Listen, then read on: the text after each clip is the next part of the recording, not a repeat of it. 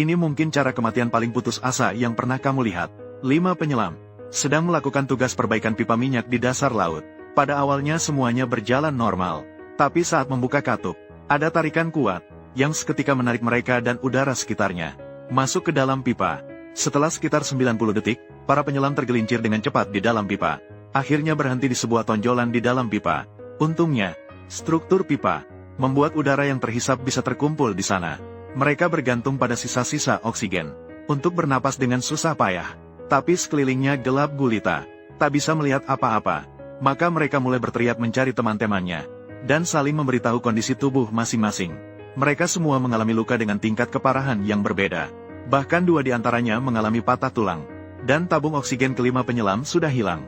Setelah menyadari bahwa tidak ada yang tahu kondisi mereka di luar sana, mereka sepenuhnya terperangkap dalam ketakutan dan keputusasaan yang mendalam. Meskipun ada sedikit sisa oksigen di sini, tapi itu tidak akan cukup bertahan lama. Selain itu, air laut di dalam pipa perlahan naik. Ruang untuk mereka bernapas juga semakin sempit. Daripada duduk menunggu kematian, lebih baik berani mengambil risiko. Maka mereka berencana untuk menyelamatkan diri. Tapi sejak disedot masuk ke dalam, mereka kehilangan rasa arah.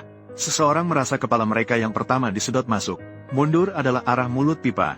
Tapi keempat orang lainnya menganggap kaki mereka yang pertama masuk. Langsung merangkak ke depan adalah arah mulut pipa. Setelah diskusi, mereka memutuskan untuk berdekatan. Merangkak maju seperti seekor lipan. Saat merangkak, mereka secara tak terduga menemukan 2 tabung oksigen yang tersedot masuk. Kemudian setelah 1 jam merangkak dengan susah payah, mereka menemukan bahwa pipa di depan sepenuhnya berada di bawah air. Untuk melanjutkan perjalanan, mereka harus menyelam ke dalam air. Hanya ada 2 tabung oksigen. Dan tidak ada yang tahu seberapa jauh ke pintu keluar. Begitu menyelam ke bawah, tidak ada kemungkinan untuk kembali. Tanpa pilihan, Chris di atas memutuskan membawa 1 tabung oksigen dan pergi sendirian menjelajah. Ia berjanji jika bisa keluar, pasti akan mencari bantuan. Jika tidak keluar dan tidak bisa kembali, berarti mengalami kecelakaan. Keempat orang di belakang juga merasa bahwa metode ini paling aman. Maka Chris melanjutkan perjalanan sendirian. Sekitar 20 menit merangkak, dia tiba di sebuah pipa yang menonjol lagi. Dia mengambil tabung oksigen. Setelah istirahat sejenak di sini, dia melanjutkan perjalanan. Setelah kali ini menyelam, tak tahu sudah berapa lama berlalu, masih belum melihat posisi pintu keluar. Saat itu, Chris sudah sangat lelah. Lebih buruk lagi, dengan pengalamannya dalam menyelam bertahun-tahun, dan penilaiannya terhadap kualitas udara dalam tabung oksigen. Persediaan oksigen dalam botol hampir habis. Tubuh yang lelah membuatnya ingin menyerah berkali-kali. Dia merasakan keputusasaan yang sesungguhnya. Namun pada saat itu, mendengar suara benturan logam di depan, dia meraba dengan telapak tangannya, dan menemukan sebuah botol oksigen. Maka dia membuang botol oksigen yang dibawanya. Langsung memasukkan selang botol oksigen baru ke mulutnya. Dia meneruskan perjalanan dengan menahan aroma kuat bensin. Lebih dari 20 menit kemudian, tubuh Chris hampir lumpuh.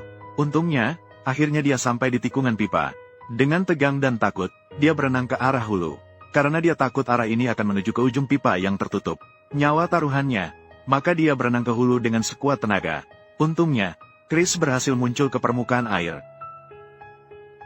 Namun dia masih merasa lega. Dia berteriak meminta tolong dengan keras ke arah lubang pipa. Karena sudah lebih dari 2 jam sejak 5 orang disedot ke dalam pipa. Sudah lebih dari 2 jam berlalu.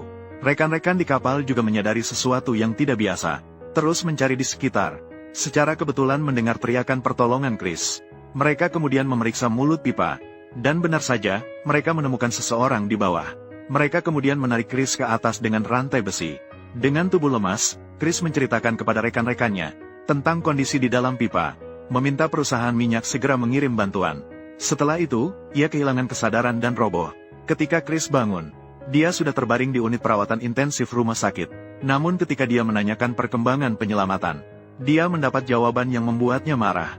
Perusahaan minyak mengklaim 4 orang di bawah pipa minyak sudah tidak mungkin selamat. Tabung oksigen hanya bisa memberikan mereka sekitar 1 jam oksigen.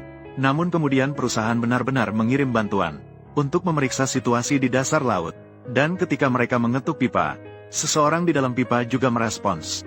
Namun pipa minyak terlalu sempit. Jika tidak membongkar seluruh pipa, tidak mungkin untuk menyelamatkan. Untuk tidak merugikan kepentingan perusahaan, manajemen tingkat atas memutuskan untuk menghentikan penyelamatan. 5 hari kemudian, perusahaan Palia mengklaim bahwa 4 jenazah utuh. Tetapi semuanya telah meninggal. Pemeriksaan forensik menemukan, setelah Chris berhasil melarikan diri, Mereka bertahan di dalam pipa dengan ketabahan yang luar biasa. Akhirnya, hingga hari keempat terjebak, barulah akhirnya meninggal karena kekurangan oksigen. Siapa yang bisa membayangkan mereka sebelum meninggal mengalami penderitaan dan keputusasaan seperti apa? Bahkan Chris pun sulit memaafkan dirinya sendiri. Setelah keluar dari rumah sakit, Chris merasa sangat menyesal, menggugat perusahaan minyak Palia ke pengadilan, berharap mereka menerima hukuman yang tegas menurut hukum.